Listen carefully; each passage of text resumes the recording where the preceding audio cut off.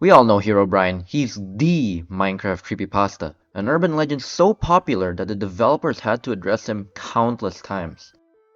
In this video, I'm going to be talking about the Herobrine that shows up in the Fallen Kingdom music series. But while he is the main antagonist who sets the series' plot in motion, have you ever wondered what his deal was? And what he was actually trying to accomplish? Probably not.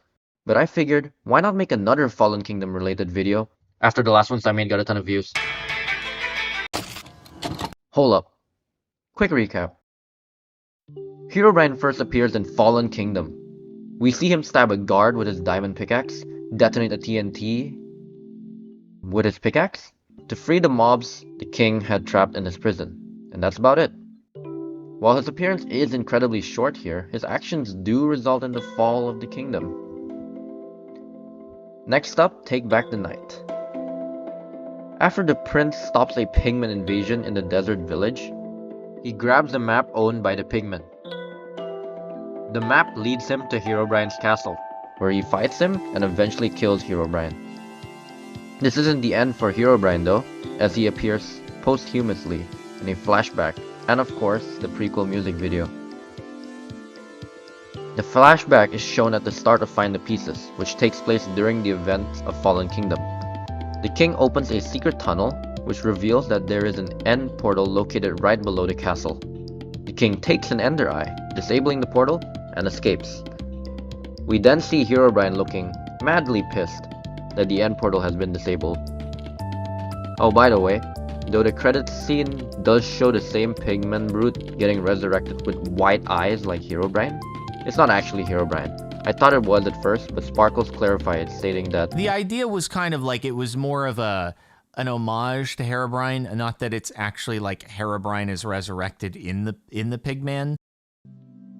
Moving on to the prequel, Rising Kingdom.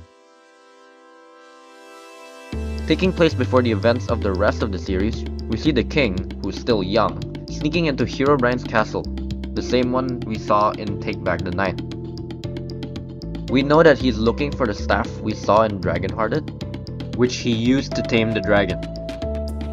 He goes through several obstacles and mobs before finally finding the staff. He then brings it back home to his kingdom, but unbeknownst to him, Herobrine stalks him home with the same drip he had in Fallen Kingdom. Okay, now that we've placed all the pieces on the board, let's connect them together. As mentioned previously, the big pigman in Take Back the Night had a map that leads to Herobrine's castle. This implies that Herobrine has some sort of connection with the pigmen, and there is some evidence to back this up. In Find the Pieces, we can see several green tanks with pigmen inside of them. This suggests that the pigmen are actually created artificially, which would explain why they all die when the pigmen king is killed in Dragonhearted. Now, why did I point this out? Because we see the same tanks in Rising Kingdom. He probably created the pigmen army, and we know that the pigmen later attempt to take over the overworld, as we see with them spawning the Wither and Find the Pieces, the full-on invasion in Dragonhearted, and possibly the desert village attack and Take Back the Night. The last thing I want to point out that supports Herobrine's connection to the pigmen is this shot in Find the Pieces, where we see 3 thrones, one for the pigmen king, one for the leader of the Wither skeletons, and an empty black and green chair, probably for Herobrine. I mean, take a look at the colors of this chair. The black matches the color of his cape, while the green matches the color of the overworld, which is where Herobrine's from. Okay, it might not be that deep. I mean, it's a Minecraft video after all. But anyways, that means that Herobrine's motivation must be the same as the pigmen's, that is, to rule the world. But why did Herobrine attack the king's castle specifically?